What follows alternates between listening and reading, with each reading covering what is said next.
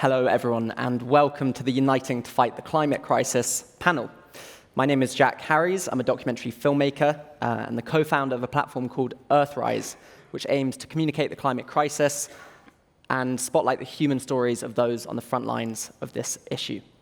Today, we are incredibly lucky to have two of the most powerful and influential voices in this movement, uniting together to discuss the future of climate action.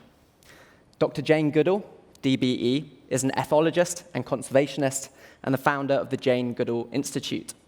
All of us here will be familiar with her work. Dr. Goodall started her career in conservation in the 1960s, researching chimpanzees in Gombe National Park, and went on to make breakthrough discoveries in their ecology and behavior. In 1977, Dr. Goodall founded the Jane Goodall Institute, initially as a means to educate people about the lives of chimpanzees.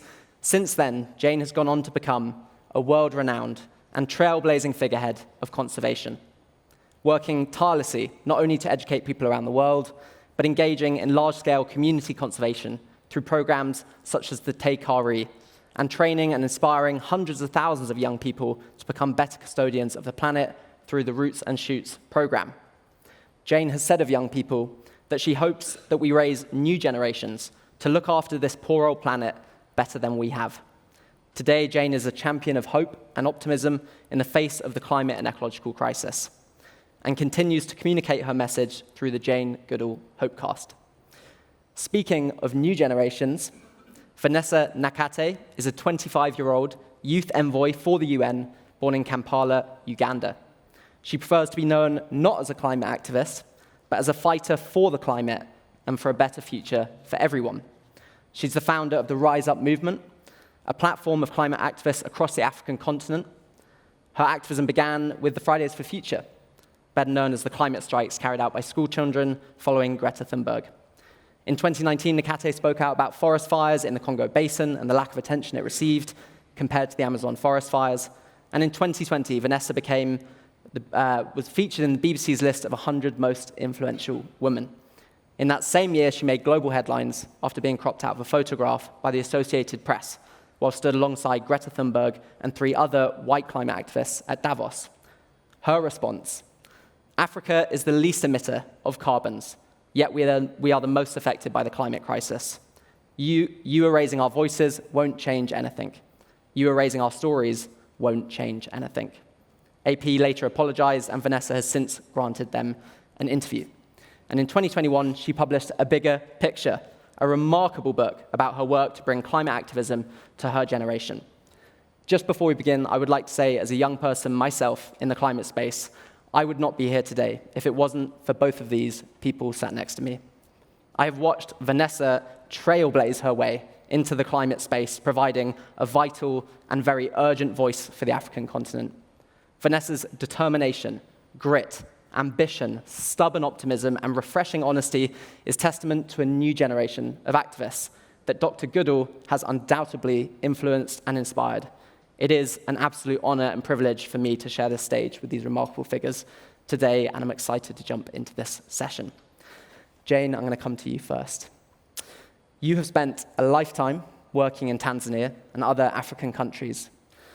What changes have you seen in regards to the way people live and the way that climate change is impacting the continent since you started your research in the 1960s? Well, tremendous differences in both. You know, when I first went to Tanzania and I went to Gombe National Park, the people living around most of them couldn't speak English, many of them hadn't been to school, the population was growing, and I started off in Kenya, actually, and in Kenya, the people were mostly, living in villages. Nairobi, the capital, now a bustling city, was just dirt roads. And when you drove anywhere, there were animals all over the roads, giraffes, and that's all gone. And so climate change has made the droughts worse in Tanzania. It's made the flooding much, much worse. And we see changes in the level of the lake, which right now has nearly swept away my house in Gombe. And in Dar es Salaam, what's happened is not to do with climate change, but to do with overfishing and dynamite, illegal dynamite fishing, which the previous government did nothing about. So there's been changes in, I would say, awareness. There's been a lot of change in that many, many people are now educated. There's only a few small villages where the education is bad. And corruption depends on the government. Vanessa, I'm going to come to you on Uganda. How is climate change viewed within Uganda? Are there changes being seen to the environment and also in people's attitudes towards the crisis as well? Yeah, when I decided to start activism, it was after seeing how, the climate crisis was affecting the people in Uganda. And it's evident through the changes in weather patterns that we are seeing. And these changes in weather patterns are causing, extreme weather conditions, extreme rainfall, and extreme dry spells. So in Uganda, most of the impacts of the climate crisis are visible through the floods, especially in the eastern part of the country, the floods and the landslides. And also in the western part of the country, the flooding is also extreme. So the fears are mainly around, flooding, landslides, and droughts that are, of course, affecting the lives of so many people. Because when, these disasters happen, people not only lose their homes, but they lose their livelihoods, they lose, their businesses, their sources of income in the process. Schools are also destroyed. Because recently there was some heavy winds in some parts of the country that took off roofs from schools. So these are some of the things that are already evident. We saw the rise of the water levels in Lake Victoria in 2020 that also affected so many people that live around the lake. So it's evident that for the people in Uganda and across the African continent, the climate crisis is not coming in the future. It is something that is happening right now. And those changes that both of you have touched on there, Vanessa, do you think that they are still being ignored by the rest of the world? Well, I think that, a certain part of the world is still privileged in how they are addressing the climate crisis. When it comes to people in communities that are on the front lines, it's about not being able to get food. It's about not being able to, get water. It's about, girls dropping out of school because they have to, they're forced into early marriages as their parents have lost everything because of the climate. So when it comes to the people on the front lines, it is a present reality. But then in other parts of the world, it's just a fear of, maybe the heat rising, and then they can fix that with an AC, so which is not a privilege for so many people in Africa or across the global south. So there is still an imbalance in how everyone is treating the climate crisis. Everyone needs to come together to understand that this is an emergency. This is something that is affecting livelihoods right now. Because even when we say we want to limit global temperatures to 1.5 degrees Celsius, at 1.2 degrees, it's already harmful for so many communities. If I'm to speak for Africa, beyond Uganda, we've seen recently the floods in South Africa that left, more than 300 people dead. We saw Cyclone Idai affect, the southern part of Africa and left over 1,300 people dead, and many more recorded as missing. We saw the Eastern Africa drought that left more than 26 million people with no access to food and no access to water. We are seeing another unfolding food crisis in West Africa. So people need to understand the realities that are happening right now, to look beyond their homes, to look beyond their communities, to look beyond their countries and see what is happening in other parts of the world. So this is already a life or death reality for many people living across the African continent. Jane, one of the central issues in many African countries is deforestation and degradation of the environment. You've talked in the past about flying over Gombe National Park in the 1990s to see the equatorial forests you knew destroyed. They're now back in a matter of decades, thanks to initiatives of the Jane Goodall Foundation. What lessons did you learn from that program that could be applied to other nations facing similar crises? Well, actually, we're absolutely ready now to scale up Tukari because it's worked so well. So it all began at a big conference in 1986. At that time, I was still in Gombe studying chimps, the best days of my life, out in the rainforest. But at that conference where we brought people studying chimps together for the first time, when I began, it was just me. By then, there were 6 other study sites. Shocking to find that right across wherever these chimps were, forests were going, and chimpanzee numbers were dropping. So I decided, I got some money together and visited these study sites, and I learned a lot about the problems faced by the chimps, but the problems faced by the people. The crippling poverty, the lack of good health and education facilities, the degradation of the land, the growing population of people and cattle. And then, as you say, I flew over Gombe, and it all came to a head. What had been part of the equatorial forest belt was now a little patch of forest surrounded by bare hills. More people living there than the land could support, too poor to buy food from elsewhere, struggling to survive. And that's when it absolutely hit me. If we don't help these people find a way of living without destroying their environment, we can't save chimps forests or anything else. And so we began this Take Care, or Tukari, as it's known, Tukari program, which is totally holistic. There isn't really time to go into it now, but where it was different from most conservation at that time, we didn't march into a poor African village, 12 around Gombe, and say, well, this is what we're going to do to make your lives better. We've picked a little team of 8 local Tanzanians, and they went into the villages and they sat down and they asked, what do you think we can do to make your lives better? So they wanted to grow more food. That meant restoring fertility to overused farmland without chemicals, by the way. They wanted better health and education, so we sort of worked with the local Tanzanian authorities, who should have been involved in that but weren't. And some villages we had to actually find money to build a clinic because they didn't have one. So then as they came to trust us, we were able to introduce water management projects. And then I had the good luck of going with Muhammad Yunus to Bangladesh, which, by the way, is worse affected than Africa. It's disappearing. The sea level rise is taking all the land away from Bangladesh. But anyway, he introduced me to the women to whom he'd introduced microcredit. And so I was able to get microcredit banks into the villages around Gombe so that people could start their own small environmentally sustainable businesses. And then scholarships to keep girls in school, because as women's education improves and women become more powerful, all over the world it's shown family size tends to drop. And so that's the main basis of Tukari.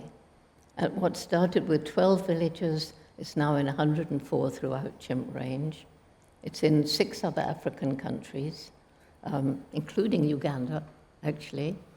And it's all ready to scale up. We've been working with ESRI, the big, it does mostly mapping. It works with Google Earth and things like that. And we're about to publish a book on Tukari, and it's ready to scale up. And you and I can talk about this because it's made such a difference, particularly to the girls in the schools. It's really very exciting what's happened.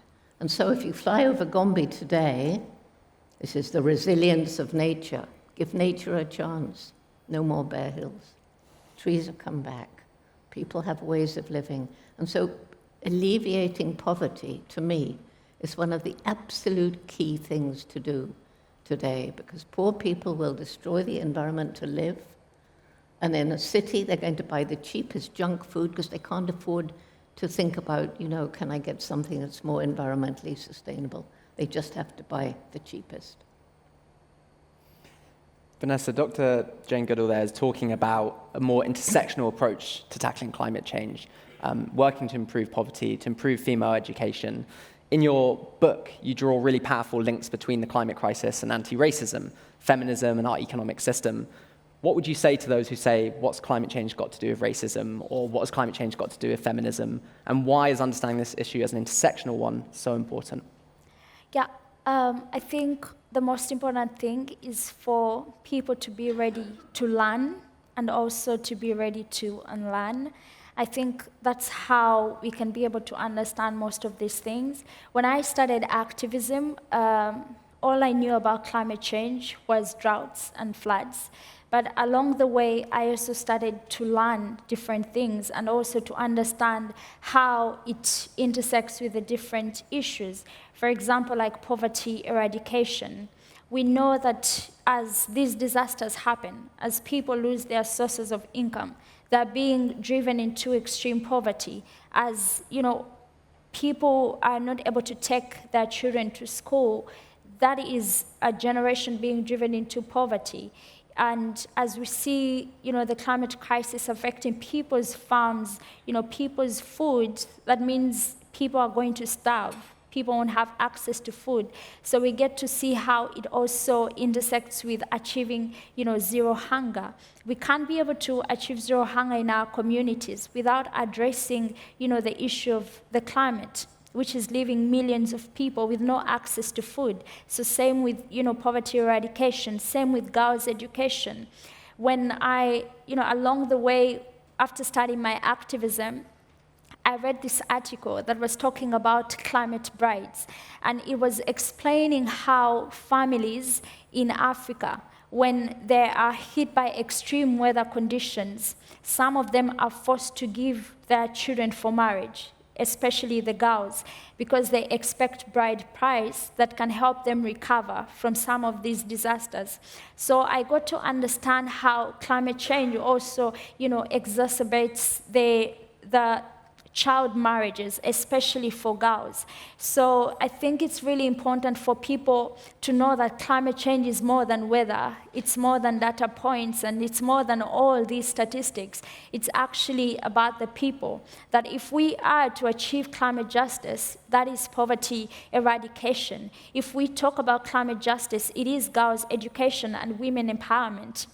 Because we know that, when more girls are educated, we are going to have, more women in the leadership places where decisions about our planet are being made. Project Drawdown lists 100 things that we can do to reduce greenhouse gas emissions, and ranked number 5 is educating girls. So this is, a solution that will help reduce already existing inequalities in our societies, but also build resilience of individuals, which resilience cascades to families and communities and to the world at large, and at the same time reduce greenhouse gas. So when we also talk about health, we know how, the fossil fuels are continuously polluting the air that we breathe and the water that we drink. So we know that even health is connected to climate change. So I think it's just people being ready to learn how these things are really interconnected, and to know that a fight for one is a fight for all. Within the climate space, I'm going to come back to you on this question, Vanessa, first, and then I'd like to put the same one to you, Jane. We often hear these terms mitigation and adaptation. Some argue that we should be talking a lot more about longer-term visions of adaptation, whilst others argue that's a distraction from the urgent need of mitigation. I wonder if you have some thoughts on this you'd like to share, Vanessa, and then I'll come on to you after, Jane. Mitigation versus adaptation, which one's more important? I think that everything is important. I think when it comes to the climate crisis, we need to take every solution as long as it works for the protection of the people and for the planet. I think mitigation is important, I think adaptation is important, and I also think addressing loss and damage is important, because also many times we kind of, leave the conversation of loss and damage when we are only talking about mitigation and adaptation. So when we demand for, climate finance from governments, it should be climate finance for mitigation. There should be climate finance for adaptation. There should should also be a separate fund put in place for loss and damage, because we know that loss and damage is already happening right now, especially in the, in the communities that are on the front lines of the climate crisis. And like you watched the video, we can't adapt to extinction, we can't adapt to starvation or to the loss of our cultures. So there is a need for us to do everything we can. If it is mitigation, let us do it. If it is adaptation, let us do it as well. If it is addressing loss and damage, let us do it as well. Dr. Goodall, where do you think the conversation should be, mitigation or adaptation? Well, I think it depends on the situation, because sometimes all you can do is adapt. You're not in a position to do much about mitigation. I think, something that's really important is that climate change used to be considered, well, it's something that's affecting, Africa, it's affecting Bangladesh. We don't really care. I'm talking about America and Europe. But now it's affecting everybody. And you've only got to look at the recent hurricanes and storms and floods in the United States. So people, it's become real to them. And all these COP26s, 25s, and all the rest of it, they haven't led to the kind of change I would like, but nevertheless it has helped to raise awareness. So people are now aware of the problem. And it's climate change and loss of biodiversity. Those two kind of go together. And what people are forgetting is that we are part of the natural world, and we depend on the natural world. Even if we live in the middle of an inner city, every breath we take, every mouthful of food we eat, every drip of water comes from the natural world. But what we depend on is healthy ecosystems. And an ecosystem, I learned a lot about it in the forests of Gombe. It's this complex interweaving of plant and animal life, where each species has a role to play. And if we think of it, I like to think of it as a glorious tapestry of living beings. And when one of those species becomes extinct, it had a role to play, even if it wasn't obvious. And it's like pulling a thread from the tapestry. And the more species become extinct, the more threads are pulled, till in the end that ecosystem hangs in tatters and may actually die. And so really and truly, we have to start thinking about the way we treat Mother Earth. And we have trashed Mother Earth. That's what's led to climate change. That's what's led to all these terrible things happening. And, we've got to think about alleviating poverty. We've both talked about that. We've got to think about the unsustainable lifestyle of probably everybody here, including myself and you, no doubt. We fly around, we do have unsustainable lifestyles. And we have to think about population growth. It's not a subject that people want to talk about. But there's estimated 7.7 billion of us on the planet now. And already in some places, we're using up natural resources that are finite faster than nature can replenish them. 2050, it's supposed to be closer to 10 billion. So if we carry on with business as usual, if the big corporations and governments don't change, what's going to happen? So these are all interrelated problems, and they all lead to climate change. They all lead to loss of biodiversity. And it's, luckily, there's people like you, you're concentrating on climate change. There's people like me, I'm trying to concentrate on everything because I've lived a lot longer than you, so I've had time to absorb all these things. But luckily, there are people who are addressing these separate problems. What we have to do now is bring them together.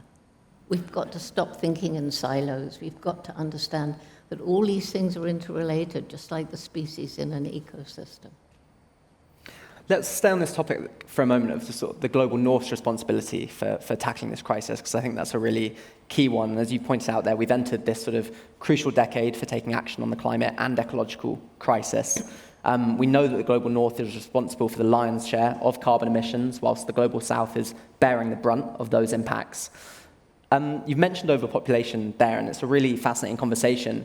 In the past, arguments have been made that we live on an overpopulated planet and people in the global south simply need to have less children. This is, of course, a problematic argument and ultimately racist. Are there too many people on the planet, like some people argue, or are we facing an issue of consumption and lifestyle choice? What's the problem to focus on here? Well, it's both, isn't it? I mean, it's both. We could support probably the number of people we have if we didn't have all these unsustainable lifestyles. And so, it isn't either or, it's a mixture of both, isn't it? And talking about climate change, one thing I think is really important, the fact that, taking the globe as a whole, more and more and more meat is being consumed. I stopped eating meat because of ethical reasons when I learned about factory farms and the unspeakable cruelty of the factory farms. If any of you have been into one or even watched some of the exposés, it's just awful. But then I began to understand it's not just the cruelty to the animals. There are billions of them now, cows, pigs, chickens, and so on, around the world. They all have to be fed. So large areas of habitat are cleared to grow the grain, to feed them. Then the grain's got to be moved, meaning lots of fossil fuel is burned in the big machines to get the grain to the animals to the abattoir, and the meat to the table all over the world sometimes. Masses of carbon emissions. Water, so scarce in some places, especially in places like Africa, and it takes a lot of water to change vegetable to animal protein. And then finally, all these animals are producing methane gas in their digestion.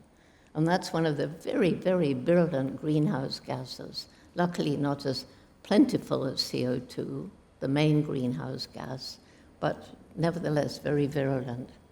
And so, of course, if we think about our health, we can also add that to keep the animals alive, they're using antibiotics regularly. And that means the bacteria are building up resistance.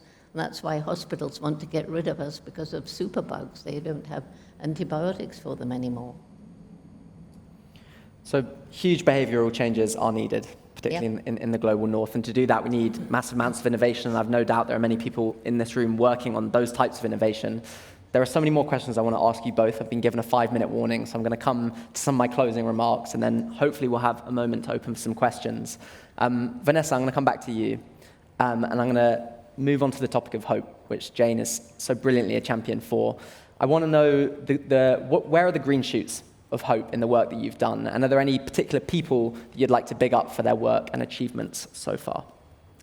Well, I think the hope is really in the young people that continue to organize and mobilize on the streets or online in whatever way that they can, because sometimes, the results of certain conferences, for example, the COPs, can be quite frustrating for so many young people, and it can get to a place of, you're seeing how the climate crisis is affecting so many people, and yet we are speeding in the wrong direction. So it kind of gets scary and frustrating for so many young people, but they continue to fight. They continue to go to the streets and organize. So I think, to me, that is really a place where I find hope. I find hope in many places, but that is one of those places, to know that we continue to believe that another world is not only necessary, but it's also possible for us. And Dr. Jane, I'll come on to you. You speak so much about hope, and I have to say, as someone who exists in this space, I have days of huge amounts of hope and days where I feel hopeless and grief and fear. Why is it so important to hold on to not only hope, but imagination and creativity in the face of this crisis? Well, if we lose hope, and many people come to me and say, I look around at the problems of the world and I feel helpless and hopeless. So they fall into apathy and do nothing. If everybody becomes apathetic, we're doomed. So I say to them, okay, you can't solve the problems of the world. Don't listen to the people who say, think globally, act locally. It's the wrong way round. What can you do in your community? Is there something that bothers you, like litter or homelessness or whatever? Go and try and do something about it. Try and persuade others to help you. You'll feel you do make a difference. That makes you feel good, so you want to do more. So it's a spiral, and you get more people because they're inspired by your inspiration. And then you dare think globally, because there's other people. So talking about hope, hope is action. I see the human species as at the mouth of a very long, very dark tunnel, and right at the end is a little star shining. That's hope. But it's no good sitting at the mouth of the tunnel and saying, oh, I hope that star comes. Hurry up, star. No. We've got to gird our loins, as the Bible says. Does that mean putting a sword in? I don't know, but anyway, I love the expression. So we gird our loins, and we crawl under, climb over, work our way around all the obstacles that we've been talking about that lie between us and that star. And as we go through, taking others with us, as I've said before, there's people working on all the problems. We work together, and then we can reach the star. So my reasons for hope, first, young people. We started this program, Roots and Shoots, in 1991, and it's young people from kindergarten through university, and they choose themselves 3 projects, because everything's interrelated. One to help people, one to help animals, one to help the environment. Then they roll up their sleeves and they get out, and they take action, they do something. And so that's my greatest reason for hope. And they take with them the values that they acquired during their years in school or university. The key one, I would say, is respect. Respect for other people. You may not have to totally agree, but respect that they have a right to their opinion, unless it's something like terrorism or, but normal people. And so that's my main reason for hope. Then there's the resilience of nature, and I gave the example of Gombe, but there's many, and animals rescued from the brink of extinction. And then there's this intellect. This makes us more different from any other animal, including chimps, our closest relative. I mean, to heaven's sake, yeah, chimps can do things we never thought they could do. So can crows, by the way, and octopuses. But they can't make a rocket that goes up to Mars with a little robot that crawls around taking photographs. So how is it possible that this most intellectual species is destroying its only home? And I think there's a disconnect between the clever head and the human heart, love and compassion. And I think only when head and heart work together can we attain our true human potential. And then finally, there's what I call the indomitable spirit. People who tackle what seems absolutely impossible, but they won't give up. Icons like Nelson Mandela, for example, or Martin Luther King. But then people, I'm sure you all know somebody who's maybe got some terrible physical disability, but they're out there and they inspire others because they cope with it. They don't give in. And so these 4 reasons for hope keep me going. And do I ever feel depressed? Of course. But there's no point just being depressed and doing nothing. So head and heart, a sense of active hope, you mentioned there, and action as the antidote to anxiety. I'm afraid we have run out of time for questions, but I want to finish on one final thing. You're both in front of a very influential audience here of change makers and innovators. What's one thing that you would ask them to do? And I'll start with you, Vanessa, and we'll finish with Dr. Jane Goodall. Well, I would ask them to do many things, not just one. I think that it's important for this conversation not to just end in this place, but to continue even after this. So one of the things that I think it's really important for business leaders to do is to really support and fund the transition to renewable energy, especially for the communities on the front lines of the climate crisis. I think there is a need for people to access affordable and clean energy, and I believe that the leaders here can do that. And also, I would like to ask them to support loss and damage finance at COP27, because COP27 will be happening in Egypt, and it's really important that countries in Africa or countries in the global south that are on the front lines really get support when it comes to the compensation fund to be put in place for loss and damage. So that would be another ask. And the other would really be about girls' education and women empowerment. I think that we know that it's one of the solutions. The statistics are available by Project Drawdown, that it's one of those solutions to help tackle the climate crisis.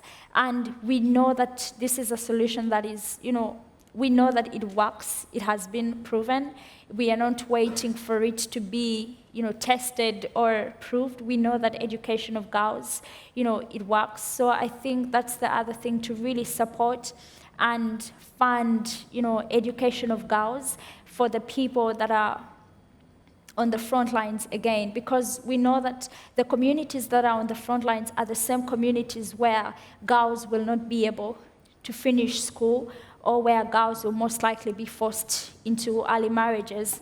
And on a personal level, I do have a project of supporting girls and women in communities, and we do this mostly through a Green Schools project of installing solar panels and eco-friendly cook stoves in schools.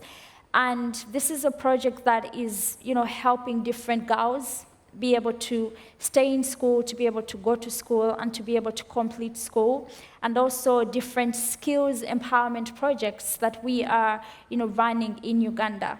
So I think on a personal level, we are welcome to receive support from foundations to make such projects more scalable, to reach as many people as possible.